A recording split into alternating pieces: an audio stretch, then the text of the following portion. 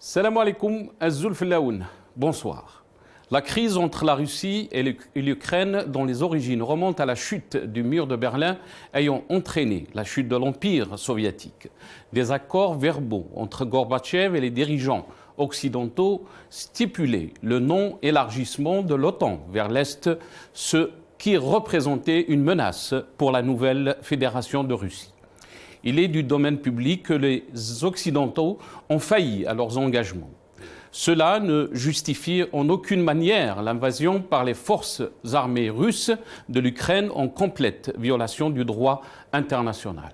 Ce qu'il faut observer, c'est la nouvelle alliance Chine-Russie, partisan d'un nouvel ordre mondial que l'on pourrait appeler front anti-occidental, où pourrait être associé l'Iran. La position de neutralité relative de l'Algérie en s'abstenant de voter à la réunion condamnant la Russie n'est pas très appréciée par Moscou.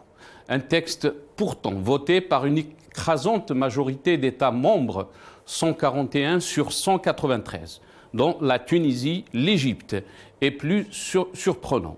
Les Émirats arabes unis, lesquels s'étaient pourtant abstenus de voter la condamnation de l'invasion russe au Conseil de sécurité de l'ONU le 25 février.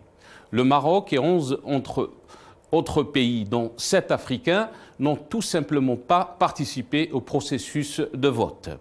L'impact de la guerre en Ukraine sur l'économie mondiale ne fait aucun doute, tant sur le plan de l'énergie que sur le plan des approvisionnements en matières premières. Pour preuve, la production céréalière des deux belligérants avoisine 40% de la production mondiale. L'impact sur notre économie et sur notre consommation quotidienne sera d'un double effet. L'augmentation des prix du pétrole et du gaz boosteront mécaniquement nos réserves de change, tout en sachant par ailleurs que l'augmentation des prix des céréales et de certaines matières premières risque de neutraliser en partie les nouvelles recettes. Est-ce que l'Algérie a une stratégie pour profiter de l'augmentation du prix du pétrole et du gaz pour booster et diversifier son économie? Ça, c'est une autre histoire. Le ministre de l'Agriculture rassure, les stocks de blé couvrent nos besoins jusqu'à la fin de l'année. Face à l'explosion des cours de blé sur le marché mondial et les difficultés d'approvisionnement de la mer Noire en raison du conflit entre la Russie et l'Ukraine qui exporte pour 40% du marché mondial des céréales, auxquelles s'ajoutent les fortes pressions sur le produit. Abdelhafid Henni, ministre de l'Agriculture, adopte un discours optimiste et affirme que l'évolution que connaît le marché ces derniers jours n'affectera pas son secteur. En réponse à la question de la disponibilité de ce produit sur le marché local et la capacité de stockage du pays dans ce contexte marqué par la forte pression sur ce produit sur le marché international, le premier responsable du secteur affirme que la situation est sous contrôle. Il écarte toute éventualité de risque de reproduction de pénurie sur ce produit de large consommation. Selon le ministre, bien sûr, le pays dispose d'un stock en la matière qui couvrira les besoins des citoyens jusqu'à la fin de l'année courante. Pour rappel, les cours du blé sur le marché international continuent leur ascension dans un climat marqué par l'arrêt des exportations ukrainiennes et russes. Dans la journée d'hier, la tonne de blé était cédée à près de $400 contre $265 fin décembre de l'année dernière, soit un niveau jamais atteint depuis des décennies. Dans un monde où le plus fort décide de la politique d'aujourd'hui et de demain, l'Algérie semble dépassée par une gouvernance archaïque et hors de temps qui bride notre pays à tous les niveaux. Un pays qui navigue à vue face à un changement que connaît le monde. Le régime a réussi, où beaucoup ont failli. C'est de mettre l'Algérie en dehors du système planétaire. 60 شريطة فيها جنان بلا الأسوار نسقي بدم الأحرار دار دار من الفرحة نسى بدات تولول قلت نبنيها من الأول شهد ربي كنت مول دار داري والدار داري قدام الجنان عندي بحرة مور داري عندي صحراء في وسطها الجبال دايرة والدار داري عندي فيها من كل خير كي نعطش نشرب من البير الناس كي تشوفني فيها تغير والدار داري دار داري دار داري قلت نبداها بالجردينة نغرسها نرجعها زينة نغرس وريدة وياسمينة والدار داري بديت بكري في الصبحية قلت نديرها زراعية كلفت لي بالعربية والدار داري دار داري فوتنا يا مات ملاح مجناني نقطف في التفاح في الطبلة نتقسموا الفراح والدار داري عشنا بقدر وحرمة عيلة كبيرة ملمومة عطونا ماكلة مسمومة والدار داري دار داري دار داري الخوا بداو ينوضوا حبوا رايهم يفرضوا في داري طفاو الضو والدار داري طاحوا عليا بالقزول ولادي عن بالهم جا الغول كي شافوا خوهم مقتول والدار داري والدار داري من داك جاني خدام جرفت في يدو حمام ابدا هادي بالسلام والدار داري قالي خوك هذا اسمحلو بابك لازم تفتحلو شوية من الرزق اكتبلو دار داري دار داري دار داري قال لي نعاود لك الاسوار قيمتها شوية دينار قريب ريب قاع الدار الدار داري جاب حبابه في لما هلكوني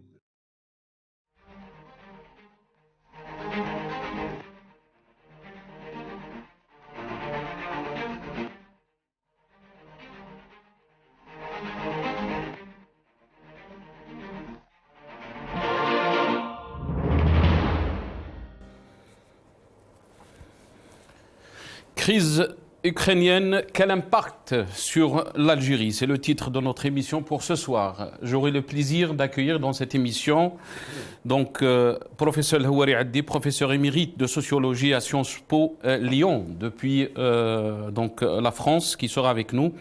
Et je pense que professeur Houari est avec nous. Professeur Houari Addi, marhaba bik, bonsoir. Merci d'avoir accepté l'invitation. Je suis avec vous. Merci de l'invitation.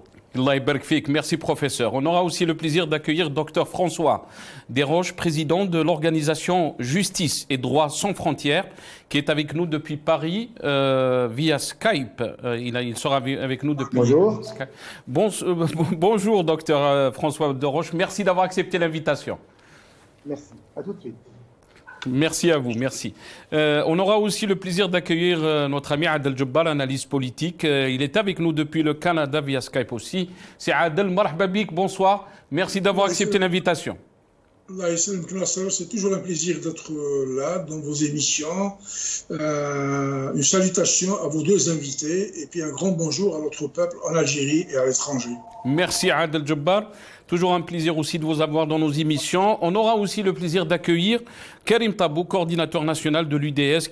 Il sera avec nous depuis Alger. Je vais commencer cette émission droit au but, comme on dit, avec professeur Houari Addi. Professeur Houari Addi, on est en train d'observer cette crise ou cette qu'il y a entre l'Ukraine et la Russie s'intensifier bien sûr. Quel impact sur le monde bien sûr par rapport à cette crise, mais quelle est votre lecture de cette crise aussi, docteur professeur Houari Addi? Je commencerai par dire que cette crise divise les démocrates et les progressistes de par le monde. Parce que ce n'est pas une crise facile. Nous n'avons pas d'un côté de bonnes intentions et de l'autre de mauvaises intentions. je crois que nous avons de mauvaises intentions des deux côtés. Poutine est indéfendable, c'est un dictateur. Il a montré son autoritarisme en Russie contre la société civile, contre les démocrates russes. Il a montré aussi sa barbarie en Syrie, où il a gazifié, il a bombardé par ses avions militaires.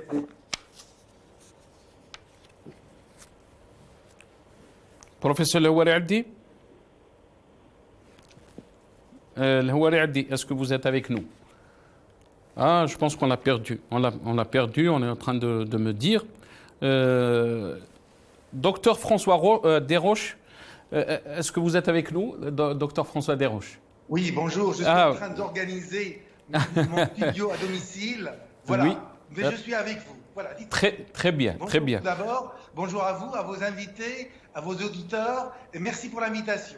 Merci beaucoup, docteur François Desroches, d'avoir accepté l'invitation. Mais je pense que je vais vous donner la parole très rapidement. Excusez-moi, on a de retour professeur Lhouari Abdi. Il va juste terminer son intervention. Lhouari Abdi, est-ce que vous êtes avec nous? Oui, je suis avec vous. Je ne sais pas ce qui s'est passé, on a été coupé. On a été coupé, tout à fait. Donc, je vous en prie, vous pouvez continuer. Donc, je voulais dire que d'un côté, Poutine est un dictateur. Son régime est un régime autoritaire. Ceci dit, c'est une puissance nucléaire. Et il a le sentiment que l'OTAN est en train de l'encercler militairement. Donc je pense que, même si Poutine n'est pas défendable, l'OTAN porte une lourde responsabilité dans ce qui se passe. Lorsqu'il y a eu l'effondrement de l'Union soviétique, théoriquement, si la raison avait prévalu, l'OTAN aurait dû se dissoudre. Ou bien rester ce qu'elle était. Et il se trouve que l'OTAN est en train de s'étendre aux pays baltes, à la Pologne, à la Roumanie, la Tchéquie, etc. Et maintenant l'Ukraine. L'Ukraine est frontalière avec la Russie. Et donc la Russie se sent menacée. Donc moi je pense que l'OTAN, l'Occident, porte aussi une lourde responsabilité dans cette guerre. Et ce qui est encore plus malheureux, c'est qu'ils ont poussé les Ukrainiens à demander leur adhésion à l'OTAN, et quand ils ont été attaqués, ils ne les ont pas protégés. Où sont les armées de l'OTAN pour protéger les civils ukrainiens? Où sont-ils? Ils leur envoient de l'argent et des armes. Ce n'est pas suffisant. Et donc, les victimes de cette confrontation Russie-OTAN, les victimes, c'est les Ukrainiens. Et les deuxièmes victimes, ce sont les Européens. Pourquoi? Parce que les Européens n'arrivent pas à s'autonomiser des États-Unis. Le bon sens aurait voulu que l'Europe ait sa propre défense. Voyez-vous? Bon, maintenant, l'OTAN, les Occidentaux, les Américains et les Occidentaux tiennent à l'OTAN, mais au moins qu'elle ne s'étende pas et qu'elle ne provoque pas. Il faut un équilibre géostratégique comme il en a existé durant la guerre froide. Si on pense... Est-ce que vous pensez que cet équilibre a été secoué, docteur Lhouari Abdi? Bien sûr, il a été rompu par l'OTAN. Si on pense renverser Poutine par amener l'OTAN à ses frontières, on se trompe. Ce sont les Russes, les démocrates russes qui renverseront Poutine. Ce n'est pas l'OTAN. Ce n'est pas l'OTAN qui renversera Poutine. Et ils n'ont pas à renverser Poutine. Ou un autre. C'est au peuple. C'est au peuple. En Irak, en Algérie, en Venezuela ou ailleurs, de décider de l'avenir démocratique. Mais ce n'est pas l'intervention étrangère quasi directe. On a vu qu'est-ce que ça a donné en Syrie, en Libye, en Irak, etc. Voilà ce que je voulais dire en gros comme introduction. Et quel impact sur le monde, professeur Houari Addi, cette crise qui dépasse un peu les frontières de la Russie et l'Ukraine, parce que vous parlez des puissances, mais aussi de l'énergie, le prix du pétrole, le prix des gaz, le prix du blé. Quel impact sur le monde? Est-ce que vous pensez qu'on est en train d'observer un nouvel ordre mondial qui va naître, ou quelles conséquences donc pour le monde? Alors, il ne va pas y avoir un nouvel ordre mondial. On va revenir à la guerre froide. On va revenir à les deux blocs, le bloc Russie-Chine et le reste, l'Occident.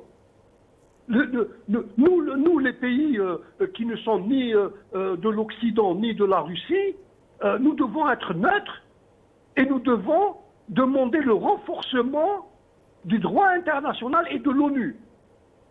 Maintenant, vous me dites quel est l'impact. L'impact, c'est qu'il va y avoir une nouvelle guerre froide et le monde va être multipolaire.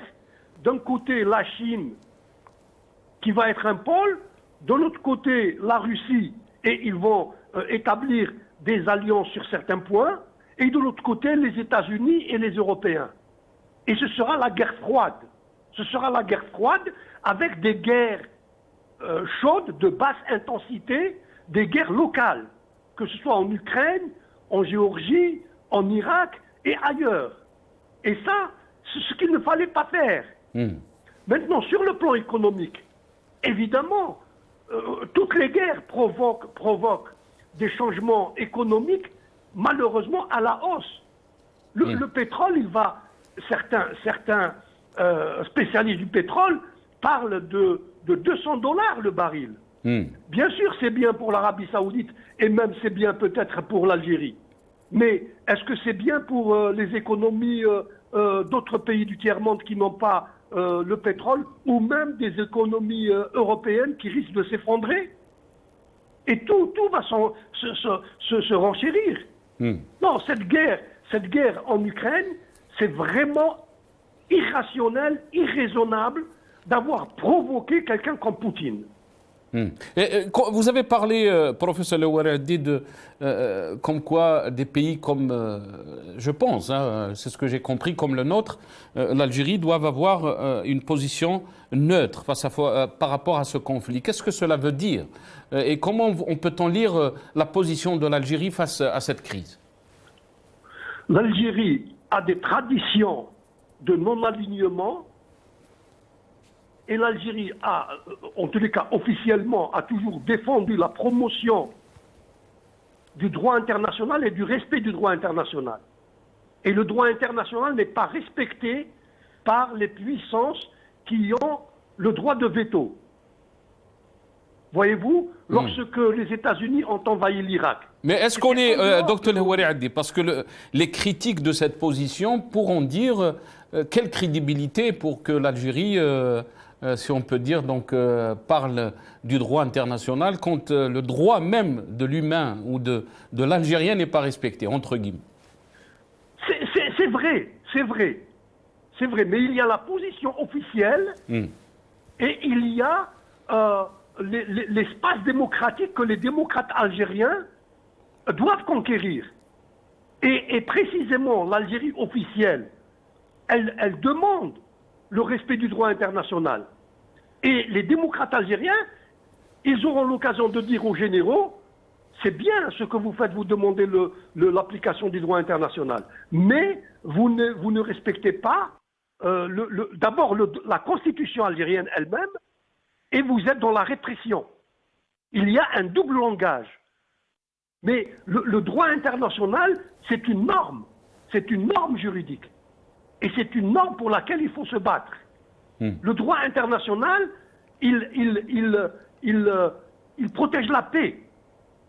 Et il faut l'appliquer dans le conflit israélo-palestinien. Il faut l'appliquer en faveur du Yémen. Le droit international protège les faibles. Et c'est ça. Et c'est ça la position officielle de l'Algérie. L'Algérie ne peut pas s'allier pour des raisons, pour des raisons historiques. L'Algérie ne peut pas s'allier à l'OTAN et l'Algérie ne peut pas soutenir, ou en tous les cas ne doit pas soutenir, la Russie de Poutine. Très bien. Vous avez parlé que, vous avez dit, professeur Leoualdi, que le prix du pétrole peut atteindre les $200 le baril. Et beaucoup pensent que c'est une aubaine, bien sûr, pour notre pays. On a vu le prix du gaz et du pétrole. Je pense que le pétrole, aujourd'hui, était coté à $136 le baril. Le gaz à plus de $300. Donc, le mégawatt-heure, donc hier, c'était €300, pardon. Est-ce que vous pensez que l'Algérie va profiter de ces augmentations du pétrole et du gaz, ou ça sera comme avant, ou est-ce que vous pensez que l'Algérie jouera un rôle à remplacer un peu le gaz russe et le pétrole russe aussi? Non, l'Algérie va fournir du gaz à l'Europe. Ça, c'est les dirigeants, ils veulent pas en parler publiquement. Je vois pas pourquoi. D'ailleurs, ils ne veulent pas en parler. Ils ne veulent pas le reconnaître. Mais l'Algérie va fournir du gaz à l'Europe. Va fournir plus de gaz à l'Europe. Allez, premièrement. Deuxièmement, pour répondre à votre question, et qui est une question essentielle concernant l'Algérie, il y a deux options. L'État algérien va avoir une réserve financière très importante. Bon. Les réserves financières vont augmenter. Il y a deux options. Soit cette réserve financière va être utilisée pour infantiliser encore plus la société et pour faire la redistribution afin de consolider le régime et son autoritarisme. Ou bien la deuxième option, c'est d'utiliser cette réserve pour des investissements productifs, créateurs d'emplois et qui profitent à l'Algérie dans le court, moyen et long terme, avec une vraie planification et avec aussi l'alliance du capital privé pour créer des emplois productifs, pour exporter des biens, pour limiter tous les produits que nous pouvons nous-mêmes fabriquer, devraient être interdits à l'importation. Voyez-vous? Pourquoi importer des chaussures ou des chemises alors que nous pouvons produire, ou bien laisser la libre concurrence jouer? Est-ce que vous pensez vraiment... Sur ce plan-là, oui. Excusez-moi de vous avoir interrompu, professeur. Est-ce que vous pensez vraiment à la deuxième option, ou plutôt à la première option? Parce qu'on a vu sous l'ère Bouteflika, le feu Bouteflika, pendant 20 ans, on a eu aussi l'aubaine des prix du pétrole. Il y a eu des réserves qui ont atteint jusqu'à 200 milliards de dollars. Mais on n'a rien fait avec cet argent. Bien au contraire, on l'a utilisé pour faire taire le peuple. Moi, je vous ai dit les deux options qui existent. De mon opinion personnelle, la dizaine de généraux qui ont le pouvoir réel vont aller vers la première option, c'est-à-dire distribuer de l'argent pour que le régime n'ait pas de problème de contestation sociale. Ça, c'est mon opinion personnelle. J'espère me tromper. Et j'espère qu'il y a des généraux relativement conscients de la possibilité d'utiliser à bon escient cette manne pétrolière pour l'intérêt, non pas seulement du régime, mais pour l'intérêt de l'Algérie à moyen terme et à court terme. Créer des industries, créer de l'emploi, améliorer le système universitaire, le système scolaire, améliorer le système de santé. Voyez-vous? Et pas dans une logique rentière, dans une logique de redistribution, dans une logique de marché. Il n'y a pas d'alternative au marché.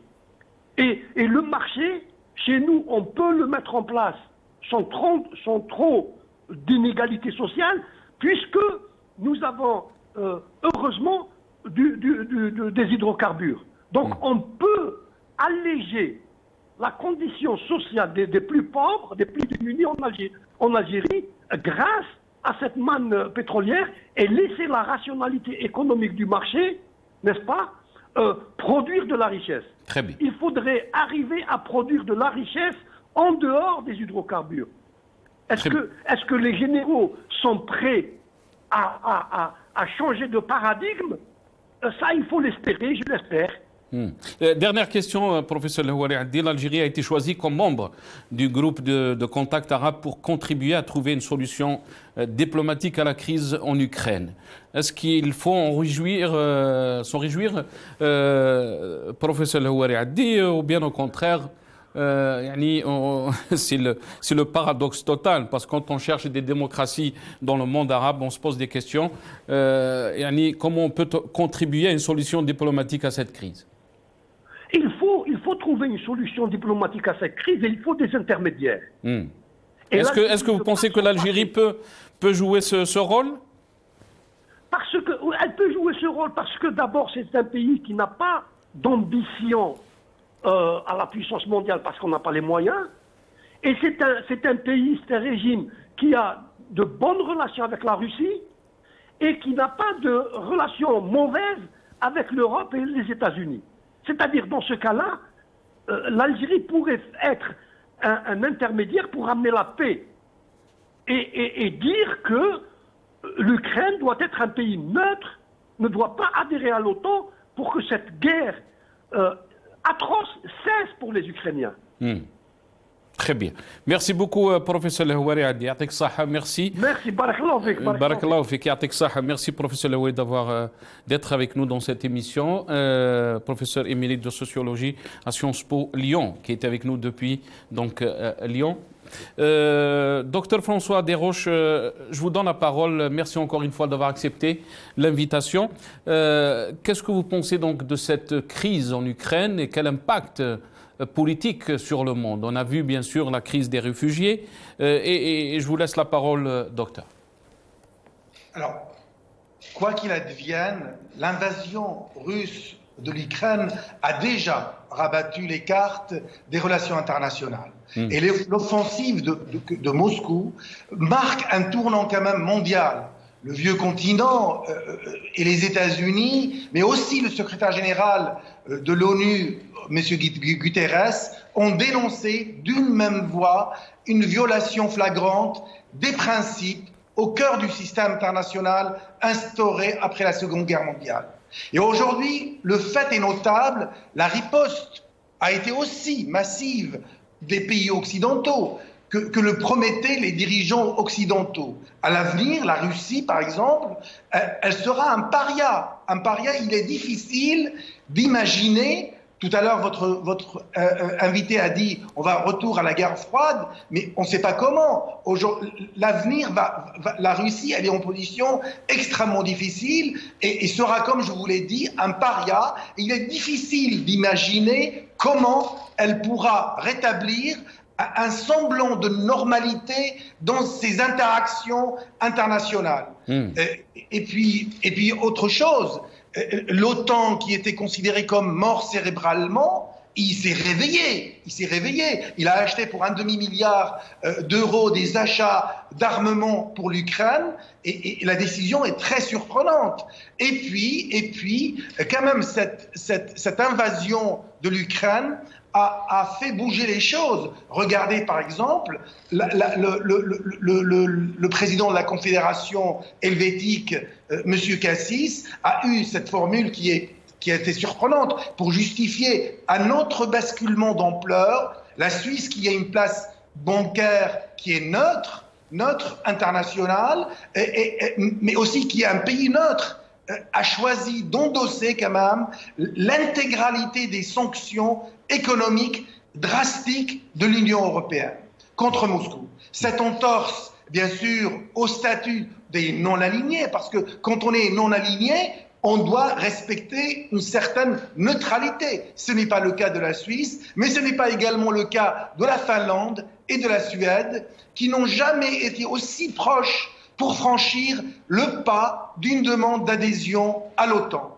À cela, on peut aussi ajouter la menace nucléaire que M. Poutine a cru bon d'agiter. Donc la situation, elle est très grave, la situation a changé, le monde d'avant la crise ne sera certainement pas le monde d'après cette crise, les choses vont bouger, j'espère que qu'il y aura la retenue nécessaire, la diplomatie nécessaire pour arrêter cette crise qui paraît d'une ampleur énorme et qui risquerait de faire des ravages dans ce monde après le Covid qui est encore fragile. Et surtout, si on peut parler de crise humaine, donc la crise des réfugiés, Dr François Desros, je rappelle que vous êtes président de l'organisation Justice et Droits sans frontières. On a vu donc comment ça a été couvert par les médias un peu, cette crise humanitaire. Et il y avait un double standard par rapport bien sûr au conflit que les pays arabes ont connu et les crises qui ont été vécues par des pays du Proche-Orient. Comment peut-on juger donc ce double standard ?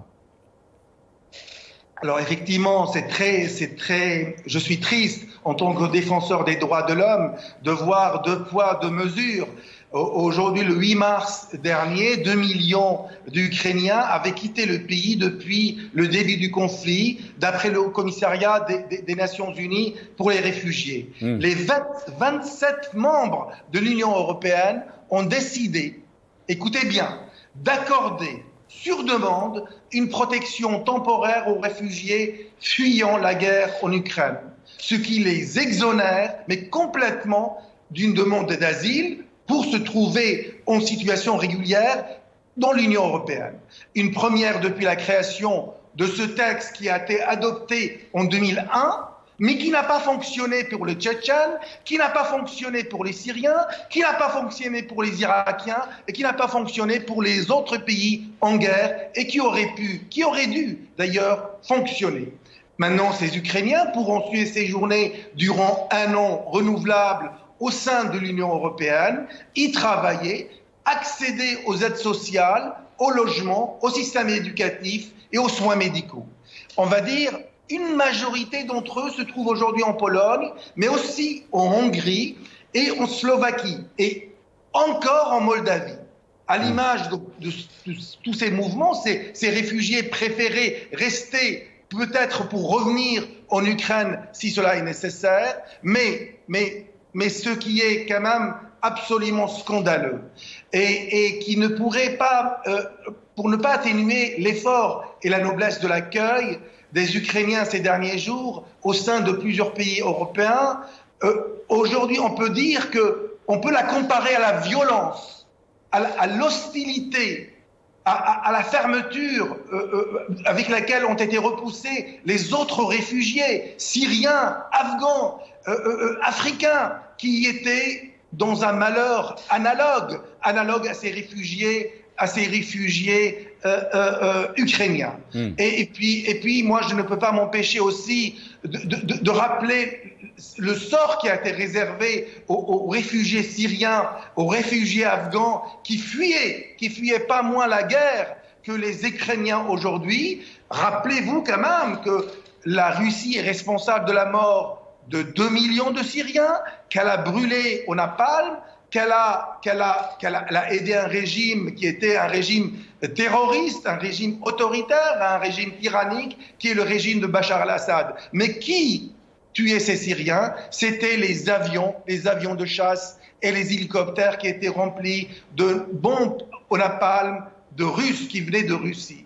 Alors, bien sûr, je suis triste quand je vois ça, quand je vois que les réfugiés ukrainiens sont accueillis avec toute la générosité européenne, et alors que les autres réfugiés étaient accueillis à coups de fusil, de barrières électrifiées, de barbelés du côté de la Pologne, sans que du côté de l'Europe, une grande manifestation de solidarité ne s'exprime. Et puis je voudrais également dire que ce n'est pas à la hauteur de parce qu'on parle beaucoup d'humanité, on sautille sur ses chaises, on s'offusque, mais l'humanité, dans ce cas, elle est à géométrie variable. Cette humanité, contrairement à la Déclaration des droits de l'homme, ne s'exprime que vis-à-vis d'un seul peuple, et ceci n'est absolument pas acceptable. Les 5 millions de réfugiés ukrainiens qui sont arrivés en France, par exemple, depuis le 24 février, d'après les chiffres officiels du gouvernement, aujourd'hui sont organisés, sont accueillis, peuvent travailler, et pratiquement sans aucune demande, on les accueille, et ce n'est pas à la hauteur, ce n'est pas digne d'un pays comme la France de faire cette ségrégation, alors que la Déclaration universelle des droits de l'homme est une déclaration qui ne fait pas de différence ni de race, ni de religion, ni de situation. Quelqu'un qui est en difficulté, quelqu'un qui fuit une guerre doit être protégé, quelqu'un qui fuit une guerre doit être soutenu, et quelqu'un qui fuit une guerre doit être pris en charge. Très bien. Restez avec nous, docteur François Desroches. J'aimerais aussi vous poser la question juste après l'intervention de Adel Djebbal sur l'impact de cette crise sur l'Afrique et surtout en particulier sur le Maghreb. Restez avec nous, docteur François Desroches. Adel Djebbal, vous étiez donc en attente pour l'intervention et merci beaucoup pour votre patience. Adel Djebbal, quel impact sur l'Algérie, cette crise ukrainienne? Moi, je pense qu'avant d'aller en Algérie, parce que l'Algérie est en dehors du système solaire, puisqu'elle ne représente rien dans l'échiquier mondial, dans le système financier international et dans la division internationale du travail, elle ne pèse absolument rien. Ce n'est pas sa présence parmi d'autres dictatures arabes pour aller négocier. C'est ça, Adel Djebbal. L'Algérie a été choisie, donc aujourd'hui, a été choisie comme membre du groupe de contact arabe pour contribuer à trouver une solution diplomatique à la crise ukrainienne. Ma réponse du berger à la bergère. Que pèse ce monde arabe? Malgré ces billions de dollars, il ne pèse strictement rien. S'il n'y a pas de bateaux qui vont leur ramener quoi bouffer, ils vont crever de faim. Comme en Algérie, on n'a pas appris ou on a délaissé nos jardins et nos champs pour descendre tous sur le quai d'un port, attendre le bateau qui vient rempli de blé ou de lait ou de je ne sais pas quelle autre commodité. Donc nous ne pesons rien. Celui qui ne produit pas de quoi se suffire pour manger ne représente rien aujourd'hui. Et il faudrait sortir de cette hypocrisie pour se réfugier derrière le droit international, derrière la loi. Il y a une seule loi. Et cela nous a été démontré par les grandes puissances, en l'occurrence les États-Unis, qui se foutent royalement de la loi. C'est eux la loi, c'est eux le Conseil de sécurité. Ils décident, parce que pour toute politique étrangère, ils ont le bâton et la canonnière. Quand ils décident d'aller briser les reins à un pays, ils le font. Et puis, grâce à leur propagande, à leur puissance, à leur force, ils arrivent à drainer des sous-fifres avec eux pour aller, comme des singes qui attaquent des vergers de pommes, se liguer contre des pays pauvres. Avez-vous vu les États-Unis faire la guerre contre une puissance qui... Non, ils vont au Congo, ils vont au Nicaragua, ils vont à Panama, ils vont en Irak, ils vont bombarder en Afghanistan, et puis ça s'arrête là. Aujourd'hui, ils ont en face d'eux. Je ne le défends pas, je suis contre les guerres, je suis contre le sang, parce que je me dis, aujourd'hui, ce combat concerne 2 gros éléphants dans un magasin de porcelaine. C'est la porcelaine qui prend un coup dans sa gueule. Le grand perdant aujourd'hui, la seule grande victime, c'est le peuple ukrainien. Et les 2 perdants, c'est l'URSS, c'est la Russie et c'est l'Europe. Parce que le terrain des opérations est en Europe, les gens qui meurent sont en Europe, la guerre qui se produit, elle se produit en Europe. Et le grand manipulateur de cette histoire-là, il est à Washington. Ils sont en train d'appeler à la radicalisation des positions de cette ONU qui, comme l'a dit le professeur Houari Haddi, devrait disparaître parce qu'elle n'a aucune raison d'être. Aujourd'hui, la guerre froide étant terminée, il y a eu des promesses de part et d'autre pour rester sur des lignes qui puissent donner la sécurité à tout le monde. Malheureusement, on a failli sur le plan des promesses. Moi, je me rappelle d'une phrase du conseiller politique de Gorbatchev à l'époque, qui avait dit au secrétaire d'État aux affaires étrangères US en 89, il lui a dit: nous venons de vous régler votre compte définitivement parce que nous vous avons enlevé l'ennemi étranger, la main de l'étranger qui sert de propagande pour susciter des guerres, de l'animosité entre les pays et les peuples. Moi, personnellement, je pense que ça prendrait de la raison, parce que quand un État invoque la raison d'être, c'est qu'il a perdu sa raison. Et aujourd'hui, l'URSS, la Russie a perdu sa raison. On aurait pu régler ce problème-là diplomatiquement si de l'autre côté, des BHL et de grands stratèges de la guerre sur des plateaux de télévision n'appelaient pas les Ukrainiens à s'opposer militairement aux Russes, ils n'appelaient pas à envoyer de l'argent, ils n'appelaient pas à envoyer des armes, mais ils ont oublié d'envoyer des hommes, des Européens, des Français, des Italiens, tous ceux qui soutiennent la guerre. Vont-ils faire la guerre? Moi, il me rappelle un imbécile de général italien dans les années 40 qui appelait les Italiens à aller faire la guerre contre les Alliés. Il leur disait: armons-nous et partez. Nous sommes encore dans cette logique-là. Et ça ne marche plus, ces histoires. Les peuples sont éveillés et réveillés aujourd'hui. C'est pour ça qu'il y a des gens qui ne prennent pas position. Moi, je suis contre toute forme d'agression, toute forme d'invasion, de toute forme de force. Et pour la crise, Adel Jabbar, pour la crise d'énergie, on a vu donc les prix augmenter en folie. On parle donc de $136 le baril aujourd'hui. Et même le président Trump a parlé d'un éventuel $200 le baril.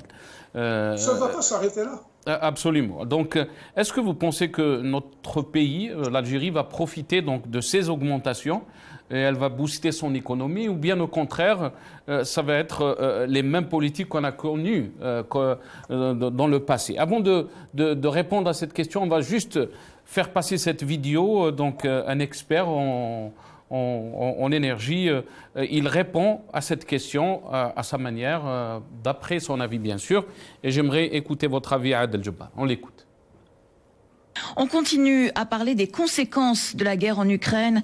En cas de problème avec les livraisons de gaz russe, l'Algérie se dit prête à fournir plus de gaz à l'Europe si nécessaire. Khalilou, bonjour. Bonjour Chantal, bonjour à tous les journalistes. Vous nous appelez de Cotonou au Bénin. En ligne avec nous, Francis Perrin, bonjour. Bonjour. Vous êtes directeur de recherche à l'IRIS, l'Institut des Relations Internationales et Stratégiques, chercheur associé au Policy Center for the New South, spécialiste des questions énergétiques. Khalilou, quelle est votre première question? Oui, quelles sont les capacités des Algériens à fournir le pain gaz?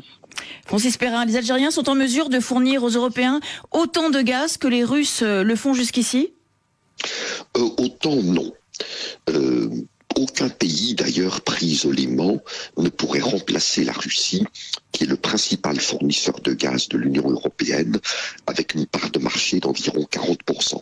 Et on ne peut pas du jour au lendemain remplacer 40% de l'approvisionnement, même s'il est très peu probable qu'on soit un jour dans ce scénario. Par contre, l'Algérie a des capacités qui lui permettraient, si les autorités algériennes et la Sonatrach le décidaient, il faut évidemment vouloir et pouvoir. Il y a des capacités en termes de gazoduc. Il y a le gazoduc qui relie l'Algérie à l'Italie par la Méditerranée, qui s'appelle le gazoduc Transmed, qui n'est pas utilisé à pleine capacité. Et les Italiens, d'ailleurs, sont en discussion avec les Algériens à ce sujet. Et par ailleurs, l'Algérie a des usines de liquéfaction du gaz sur la côte méditerranéenne, à Arzeu et à Skikda, qui ne sont pas non plus utilisées à pleine capacité, qui permettraient d'exporter plus de gaz naturel par bateau, par milliers, sous forme de gaz naturel liquéfié. Mais il faut évidemment qu'il y ait des contrats signés entre l'Algérie et des entreprises européennes ou des pays européens importateurs, et qu'il y ait évidemment un feu vert politique qui soit donné. Donc feu vert politique, discussion commerciale, contrat, s'entendre sur des volumes, sur des prix, mais il y a une marge supplémentaire en termes de capacité pour l'Algérie vers le marché européen. Vous parliez des Italiens. Est-ce que d'autres pays ont entamé des discussions avec les Algéries sur ce point bien précis, l'Algérie qui viendrait donc pallier l'absence de livraison de gaz russe? L'Espagne est en discussion avec l'Algérie depuis plusieurs mois avant la guerre russo-ukrainienne, puisqu'on se souvient qu'il y a eu à l'automne dernier la fermeture d'un des 3 gazoducs reliant l'Algérie à l'Europe, le gazoduc Maghreb-Europe. Donc cela a inquiété les Espagnols qui ont obtenu des assurances de l'Algérie, mais ça c'était avant la guerre. Et puis la Commission européenne a fait un petit peu une tournée dans les dernières semaines de différents pays producteurs et exportateurs de gaz qui pourraient éventuellement aider le marché européen s'il y avait une pénurie de gaz en Europe liée à la guerre russo-ukrainienne, ce qui pour l'instant n'est pas le cas.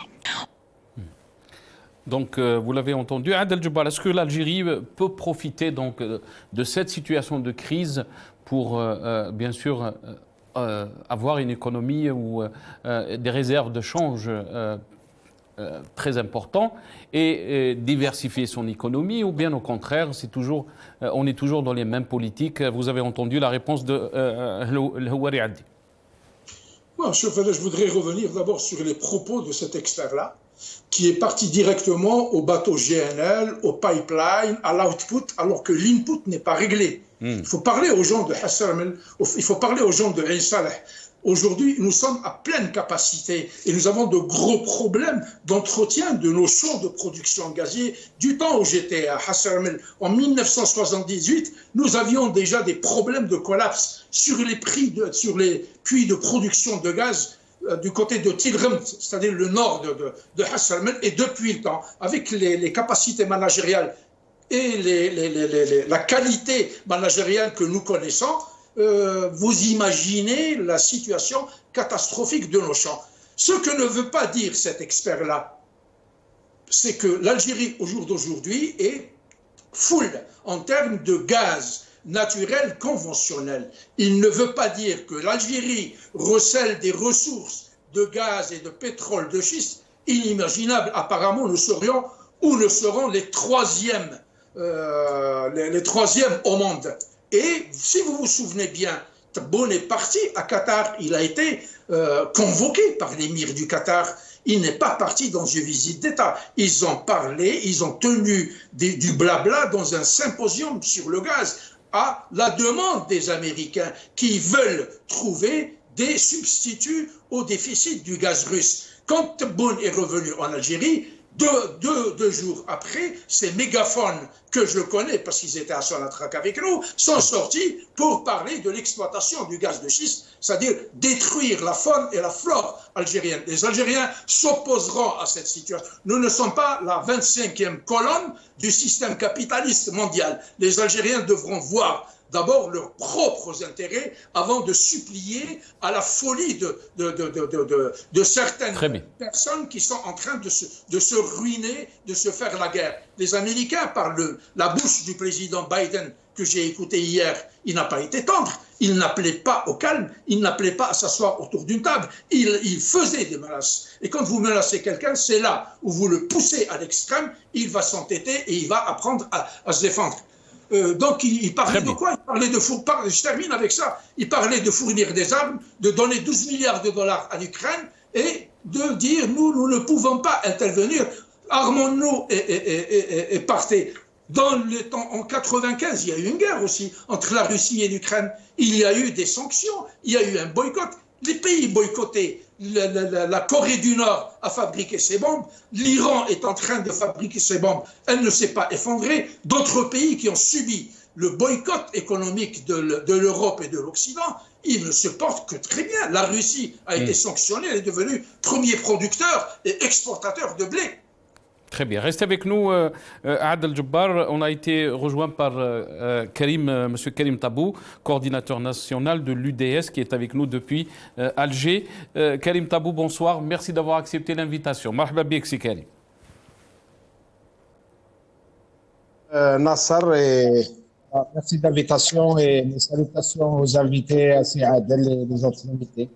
Merci, M. Karim Tabou. Karim Tabou, donc, on est en train de vivre cette crise qui, beaucoup d'experts parlent qu'elle changera le monde. Mais quel impact on peut dire sur notre pays, sur l'Algérie? Bien sûr, l'impact énergétique. L'Algérie exporte du pétrole, du gaz. Est-ce que cet impact sera positif économiquement au peuple algérien? Je vous laisse la parole, Karim Tab. Merci personnellement. Il me semble que dans tout ce débat, 2 points sont très importants à évoquer. Bien qu'il est évident que la guerre est génératrice de malheur, est génératrice de destruction, est génératrice de décimation des valeurs humaines. Les violences, quelle que soit leur forme, ils ont pour fonction et pour conséquence le désarmement moral et une déshumanisation des peuples et des populations. Il y a une belle citation, enfin, c'est pas une citation, c'est plus une conclusion des épreuves qu'a vécu l'humanité. Georges Clemenceau disait que la guerre est une chose trop grave pour être confiée à des militaires. La guerre est une chose trop grave pour être confiée à des militaires. Et justement, dans cette citation de Georges Clemenceau, l'apparence est que aujourd'hui il y a une guerre avec des apparences d'armées qui utilisent des armes lourdes, alors que la vraie guerre, dans ce qui se passe aujourd'hui en Ukraine, la vraie guerre est une guerre d'ordre géopolitique, géostratégique. Il n'est pas aussi chaud qu'on le pense, il est froid. Parce qu'il appelle l'intelligence et il appelle également la projection dans le futur. Aujourd'hui, bien sûr que le monde se retrouve, pour arriver au cas de notre pays, d'abord le monde se retrouve avec un nouveau mur qui sera érigé probablement en Ukraine, après avoir démoli celui de Berlin. Et ce mur-là va mettre le monde dans une situation très difficile. Chacun va être convoqué à un moment de l'histoire pour qu'il choisisse de quel côté du mur se mettra-t-il. Les marges de manœuvre seront tellement limitées qu'il sera difficile, d'abord pour toute la communauté des États, à rester neutre, à avoir les attitudes anciennes d'équidistance et d'indifférence à ce genre de conflit. Mais je pense que ce conflit ne peut pas laisser ni indifférent, ni laisser les marges de confort. La neutralité est une marge de confort. Je ne pense pas que la nature de la guerre aujourd'hui puisse laisser suffisamment de marge de manœuvre à tous les États, parce que ça va être un confort qui n'est pas mérité et que les autres ne voudront pas laisser. L'Algérie sera, de mon point de vue, mais ça reste vraiment un point de vue personnel, sera contrainte d'affirmer sa position, même si les voies diplomatiques aujourd'hui ne sont pas totalement fermées, c'est-à-dire que ça peut quand même déboucher sur des résolutions diplomatiques. Mais en tout cas, l'échec des voies diplomatiques mettra sous pression tous les pays, qu'ils soient de l'Est ou qu'ils soient de l'Ouest.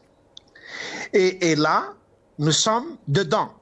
Les États fragiles, à l'intérieur, c'est-à-dire ceux qui n'ont pas les ressorts internes, seront au centre de ces turbulences. Ils seront les premiers à céder. Ils ne pourront pas jouer au médiateur parce qu'ils ne sont pas puissants pour jouer au médiateur. Et pourtant, ils ne peuvent pas rester indifférents parce qu'on leur laissera pas cette marge de confort. Karim Tabou. Oui. Karim Tabou, est-ce que vous m'entendez?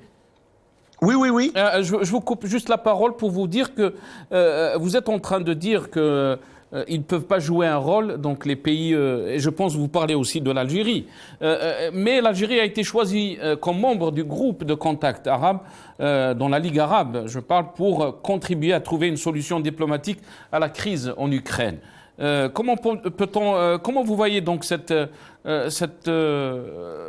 choix donc, de l'Algérie, donc de notre pays qui a été choisi pour être dans ce groupe? Comment peut-on lire cette précision? C'est que l'Algérie a été choisie dans le groupe de travail de la Ligue arabe. C'est très important de préciser cela. Je pense que les régimes dits des pays arabes devront d'abord procéder à des prises de contact avec leur peuple, devront d'abord reconstruire leur propre société.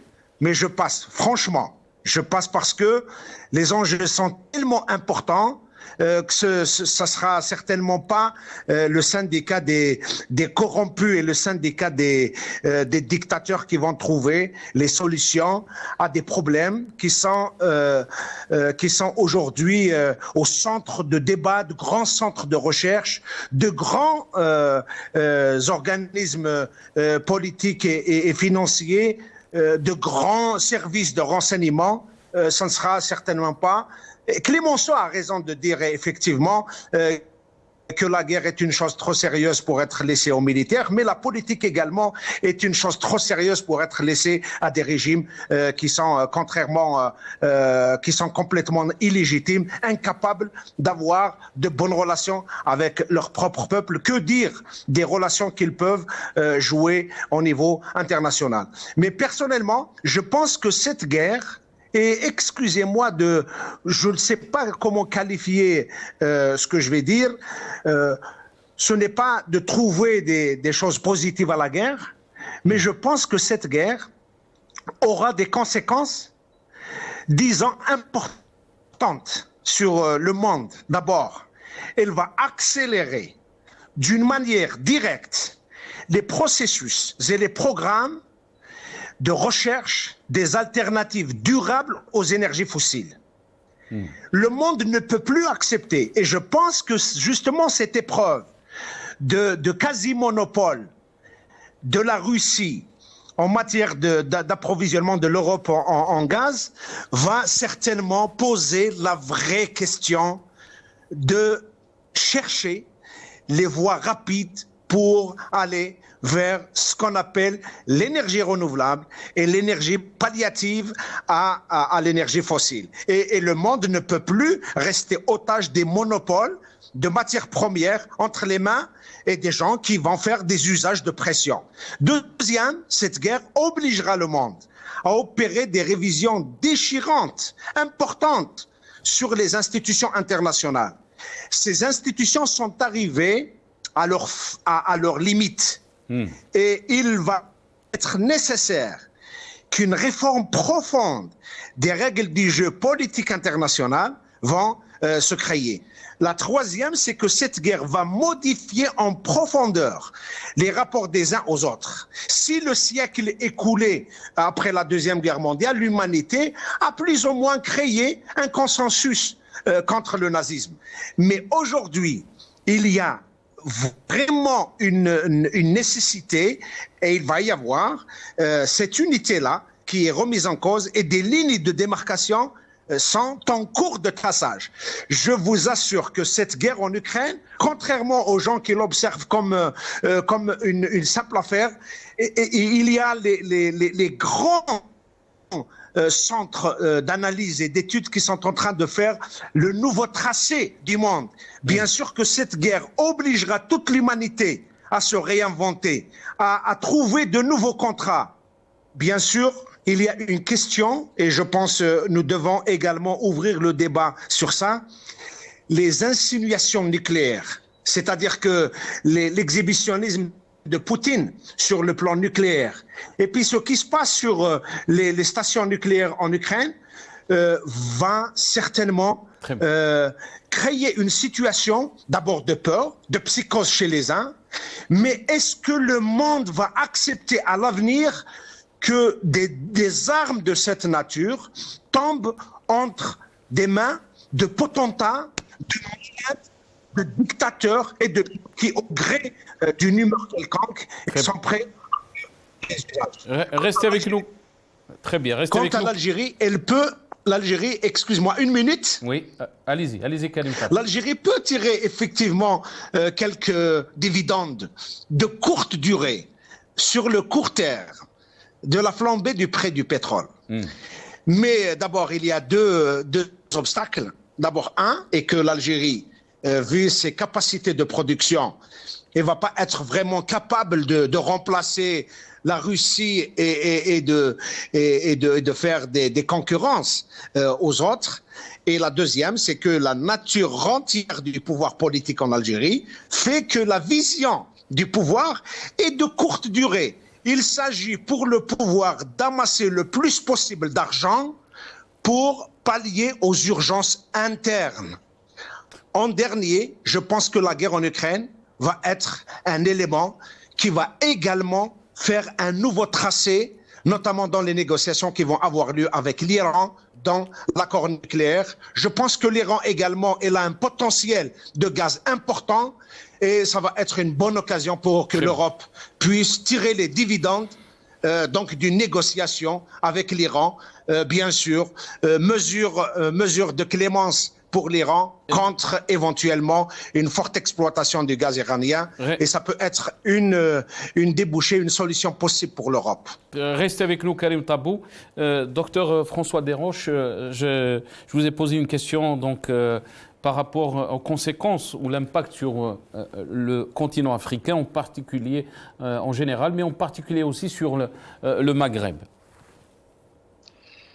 Bien sûr, Honora. Tout d'abord, je voudrais saluer le courage de ce monsieur, de votre invité, s'il parlait d'Alger. Voilà. Oui, Karim Tabou, il est à Alger, oui, absolument. Écoutez, je salue son courage. Voilà. Je voudrais vous dire qu'il y a effectivement des craintes de débordement après cette crise, des craintes de débordement populaire, face notamment à l'augmentation du prix du blé. Vous savez, ces derniers mois, le prix des céréales était déjà très très haut à cause des mauvaises conditions climatiques, des mauvaises récoltes. Mais la guerre en Ukraine a fait flamber les cours, comme vous le savez. Le 7 mars, par exemple, la tonne du blé a dépassé les 450 €. L'an dernier, c'était 2 fois moins cher. 2 fois moins cher. La Russie et l'Ukraine, vous le savez, assurent pratiquement à eux seuls 30% des exportations mondiales du blé. Les deux pays, maintenant, vont mettre, qui devraient normalement mettre 15 millions de tonnes sur le marché d'ici cet été. Donc, il faut faire 115 millions. Maintenant, pour la France, elle est productrice de céréales, de blé, donc il n'y a pas d'inquiétude de pénurie. Mais par contre, dans les pays du Maghreb, parce que la France est un pays producteur, mais la situation, c'est une catastrophe, est un véritable drame pour des pays qui sont dépendants du blé russe et ukrainien, comme l'Égypte, comme le Liban, comme l'Algérie, comme le Maroc ou la Tunisie, et qui comptaient sur ces productions pour nourrir leur population. Les autres pays exportateurs ne peuvent pas compenser. Et vous savez, rappelez-vous, le printemps arabe, c'était quoi? C'était l'augmentation du prix du pain. C'était beaucoup moins important. Rappelez-vous les gilets jaunes à Paris. C'est 10%, 10 centimes sur le prix de l'essence qui a entraîné, qui a mené une révolte populaire. Donc il faut s'attendre à une révolte de ces pays-là, parce que on a parlé de 6 mois de provisions, mais la guerre, elle est terrible, elle risque de perdurer. Et puis si au-delà de ces 6 mois, et avec maintenant des conditions climatiques, avec le réchauffement climatique, on risquerait d'avoir des problèmes. Et puis, autre chose, on a des pays comme la Hongrie, la Bulgarie, ils ont pris des mesures dans des pays, comme je vous l'avais dit, des pays qui sont très conservateurs. Ils ont pris la décision pour limiter leur exportation. La Chine également, qui est premier producteur du blé dans le monde, s'attend également à sa pire récolte de toute son histoire à cause d'une mauvaise météo. Et puis, non seulement ils ne peuvent pas vendre maintenant, mais ils veulent garder, ils ont dit qu'ils allaient importer. Maintenant, il y a des risques de révolte qui va compliquer un peu plus l'équation pour les pays du Maghreb et de l'Afrique. Non seulement sur les marchés mondiaux, le blé va manquer, et quand il n'y en aura plus, il sera vendu à un tel niveau que ces pays ne pourront pas du tout payer le prix. Quand ils n'auront plus les moyens de l'acheter, il y aura un problème. Et en plus, dans 3 semaines, c'est le Ramadan. Contrairement, au lieu que les paradoxes, d'ailleurs je n'ai jamais compris, au lieu que les musulmans mangent moins de pain, il y a beaucoup plus de consommation de semoule, de blé et de céréales pendant ce Ramadan. Donc il va y avoir une grosse consommation de blé et de semoule aussi pour le pain. Ces pays vont puiser dans leur stock. L'Algérie a 6 mois de stock, mais après, c'est le point d'interrogation, d'où les risques de tension et tous les experts aujourd'hui ont peur de ces tensions parce que peuvent créer des révoltes comme le printemps arabe. Et je voudrais terminer, dire qu'on a déjà vu des révoltes dans la foulée des crises financières des années 2008-2010 au Maghreb. Le prix du pain avait tellement augmenté, mais beaucoup moins que maintenant, qu'après cette guerre, qu'il nourrit des émeutes et va participer, comme je vous l'avais dit, au printemps arabe et à la chute de certains régimes. L'an dernier, avant même la guerre en Ukraine, il y avait déjà eu des tensions d'approvisionnement du blé et l'Algérie, par exemple, avait dû en rationner la distribution. Et si les gens sont affamés, il faut aussi s'attendre à des migrations importantes vers l'Europe, notamment. Très bien. Restez avec nous, docteur François Desroches. Sur cette question, Adel Djebbar, le ministre de l'Agriculture algérien, rassure, les stocks de blé couvrent nos besoins jusqu'à la fin de l'année. Docteur François Desroches a rappelé donc le prix de blé qui est arrivé presque à 450 € la tonne, alors qu'il était de 260 en fin décembre dernier. Est-ce que vous pensez que on aura donc une pénurie de blé qu'on rajoute à la liste de pénuries qu'on a connues dans notre pays, Adel Djebbar? Avant de répondre à cette question, je voudrais peut-être donner une précision au docteur Laroche, ou Desroches, excusez-moi, j'ai écorché le nom. Il parlait de la surconsommation de pain et de couscous en Algérie et dans les pays du Maghreb. Cela relève d'une tradition culinaire d'une part. En deuxième point, je vous dirais que le couscous et le pain et la semoule sont la calorie du pauvre. Les gens font du blendage, font du remplissage. Ils ne mangent pas de poisson comme en Algérie parce que c'est excessivement cher. De la viande, des produits carnés, des produits de la mer, etc., des fruits, même des légumes sont devenus chers. Je parlais à des gens ce matin en Algérie qui me disaient que la pomme de terre était à 160 dinars. Pratiquement plus $1 sur le marché. Moi, je paye 5 kilos ici pour l'équivalent de $2,50 canadiens. Donc, un peu moins de 2 €.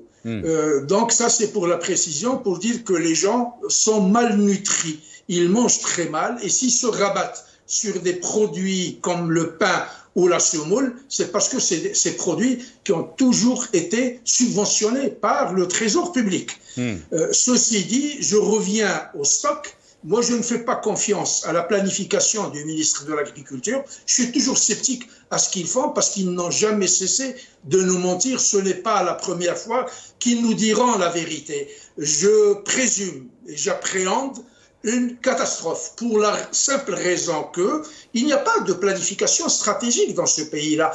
Si on espère qu'il y a du changement, comme je vous l'ai dit ce matin au téléphone, à $1 000 le litre de pétrole ou $10 000 le million de BTU de gaz, rien ne changera en Algérie. Le problème en Algérie, c'est un problème de gouvernance, c'est un problème de compétence. Ce n'est pas un problème due à la pauvreté ou à la raréfaction des ressources minérales, minières, hydrauliques, etc.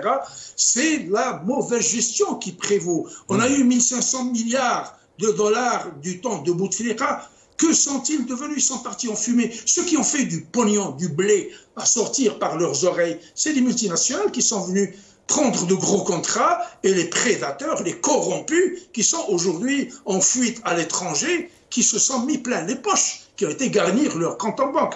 Moi, je suis de ceux qui diront chaque crise a ses bienfaits. Je souhaiterais que cette crise perdure pour que les Algériens cesseront de continuer dans leur errement ancien et de construire une véritable économie qui se substituera à cette économie des conteneurs et du bazar qui nous a été imposé par les généraux criminels en 1992. 1992, quand ils sont venus, ils ont rasé toute la base industrielle de l'Algérie, ils l'ont donné au dinar symbolique à leurs copains, ils ont détruit l'outil industriel. Je vais vous donner un chiffre, le professeur Addi avait parlé des souliers.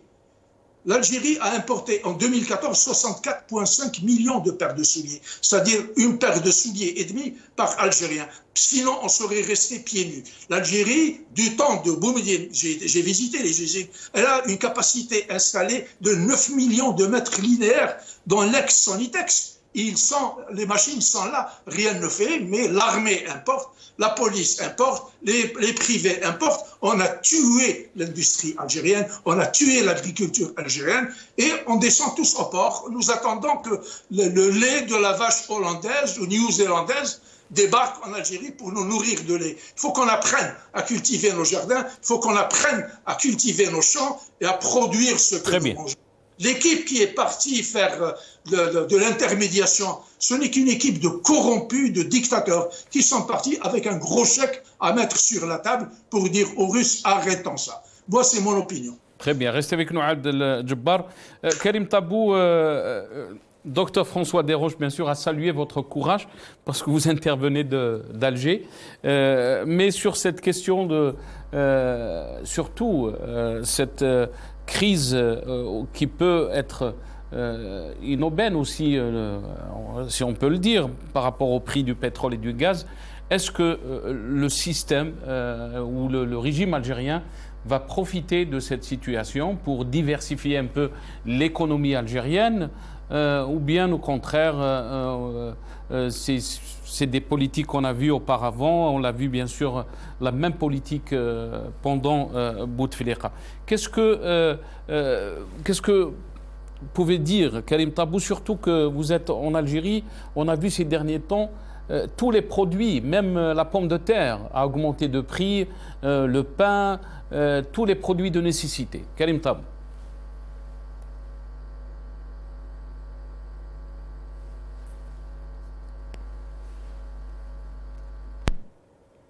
Karim Tabou? On l'a perdu, on me dit on l'a perdu. Ça a été coupé, donc on va essayer de l'avoir une autre fois.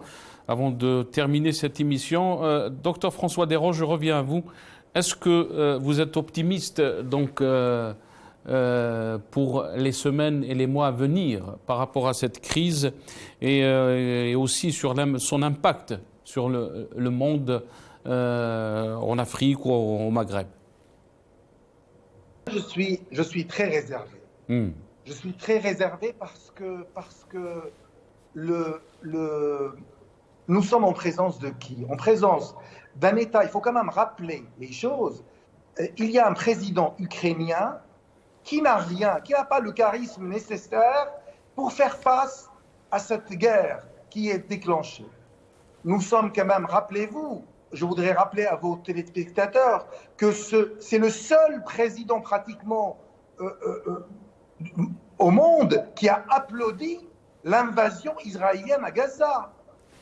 Et c'est quelqu'un qui n'a pas aujourd'hui, c'est un acteur qui s'est trouvé par erreur président de la République, et aujourd'hui il entraîne avec lui un peuple. Il faut quand même rappeler qu'il n'a pas respecté des accords qui étaient signés, qui auraient dû être respectés, certes. Les accords de Minsk, vous voulez dire? Absolument, bien sûr, il ne les a pas respectés. Et donc, c'est quelqu'un qui mène le monde à la guerre, le monde entier, et en face de lui, on n'a pas un enfant.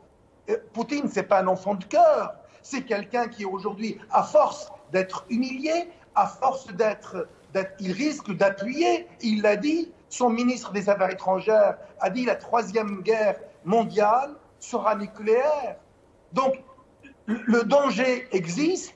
Le président Macron, quand il a fait son intervention, il a dit que les prochains jours vont être difficiles, les prochaines semaines, les prochains mois, mais aujourd'hui, j'espère que ça ne sera pas, qu'on ne va pas appuyer sur ce bouton d'armes nucléaires pour essayer de régler quand vous savez, quand il y a quelqu'un qui est complètement encerclé, quand il n'y a pas de solution politique, quand il n'y a pas de diplomatie, quand il n'y a pas le charisme nécessaire pour mener une diplomatie, eh bien, écoutez, quelquefois, ça peut être dangereux. Bien sûr, j'ai peur, et c'est quelque chose qui risquerait de créer un drame. Mais, encore une fois, c'est l'arroseur arrosé. Aujourd'hui, on a quelqu'un qui a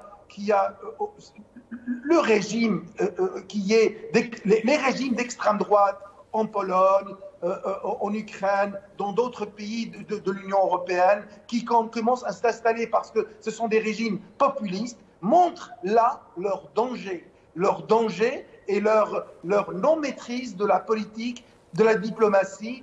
Et bien sûr, il faut espérer que chacun retrouvera la raison, que chacun retrouvera le bon sens de la diplomatie. Très bien. L'équité, vous savez, quand il n'y a pas de justice, il y a des tensions. Quand il y a des tensions, il y a des risques de guerre. Donc nous sommes à 2 doigts de la guerre, mais j'espère de tout cœur qu'on ne franchira pas ces 2 doigts. Merci. Pour avoir la guerre. Merci, docteur François Desroches.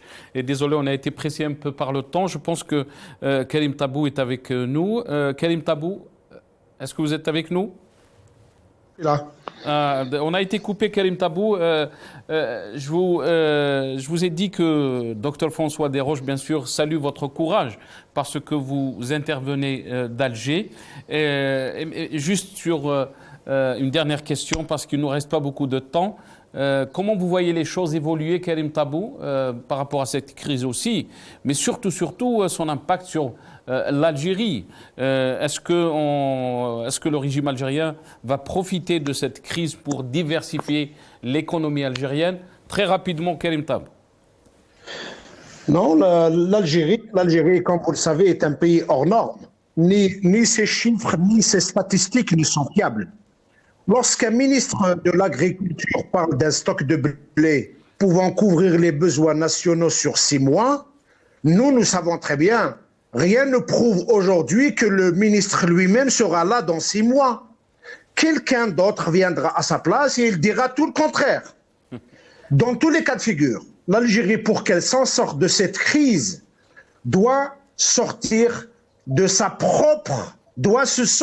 elle-même de sa propre crise. Le pays, le monde va vivre des moments difficiles, ne peuvent résister aux secousses et à ces tensions que les régimes démocratiques. Et je pense pour l'Algérie particulièrement, le peuple algérien est prêt à consentir de nouveau des sacrifices politiques, économiques, sociaux et dans tous les domaines, mais à une seule condition, que ceux qui ont la charge de gérer ces affaires soient issus de sa volonté. Seul un régime démocratique peut faire consentir de nouveau des sacrifices au peuple algérien. Sinon, le peuple est en droit de protester et de demander et de revendiquer des droits. Merci Karim Tabou, barakallahu fik, merci d'être bref. Je vous donne le mot de la fin, Adel Djebbar, mais très rapidement. Je sais que vous n'aimez pas trop ce mot, la ghalb. On est en train de me dire que le temps de l'émission est terminé. Donc, à vous la parole, Adel Djebbar. Même si on a fait des efforts, on traîne comme des limaces, c'est l'âge. Donc, pour revenir, moi, à cette crise ukrainienne, j'ai remarqué 2 choses. C'est la mise à nu de l'hypocrisie des États européens qui, dans la démocratie à low cost, permet à des Européens même si culturellement ils sont complètement différents, de pouvoir embarquer à low cost ou sans argent pour partir ailleurs, trouver refuge, sans être soumis aux tracasseries de l'exilé ou de l'immigré. Et l'autre partie des gens qui vivaient en Ukraine, c'est-à-dire les basanés et les Noirs, qui payent le plein tarif, mais qui, s'ils ont un peu de chance, voyagent dans les soutes à bagages. Donc c'est ça le véritable problème. Et qu'on ne nous dise pas générosité, égalité, fraternité, si on donne l'asile, on donne l'asile à la race humaine. Les Noirs sont des humains, les Basanés sont des humains, les Chinois sont des humains. Il n'y a pas d'Européens, il n'y a pas de Blancs, de jaunes, de verts et de noirs. Donc pour revenir à notre malheureux pays, je terminerai par une métaphore. Vous avez la même équipe qui a ruiné ce pays-là, c'est la même équipe de pieds nickelés qui perd 20-0 dans un match de football. Ils rentrent à la mi-temps, ils mettent la tenue du Real de Madrid et vous les prenez. Ce ne sont pas les Real de Madrid, ce sont les mêmes pieds nickelés. Le problème en Algérie n'est pas un problème d'argent, c'est un problème d'hommes, c'est un problème de vision, c'est un problème de politique générale. On a ruiné ce pays-là. Merci. C'est les mêmes qui sont là. Ils sont pas Merci partis. Adel Djebbar. Yatik Saha Adel Djebbar, merci à vous. Désolé, on est arrivé donc à la fin de cette émission. Je remercie mes invités. Adel Djebbar, analyste politique qui était avec nous depuis le Canada, mais aussi Dr François Desroches, président de l'organisation Justice et Droits sans frontières, qui était avec nous via Skype depuis Paris. Et aussi un grand merci à professeur Lahouri Addi, professeur émérite de sociologie à Sciences Po Lyon. Et merci aussi, un grand merci à Karim Tabou, coordinateur national de l'UDS qui est avec nous depuis Alger. Merci à vous d'avoir suivi cette émission. Ya'tikoum saha ou bqaw ala khair.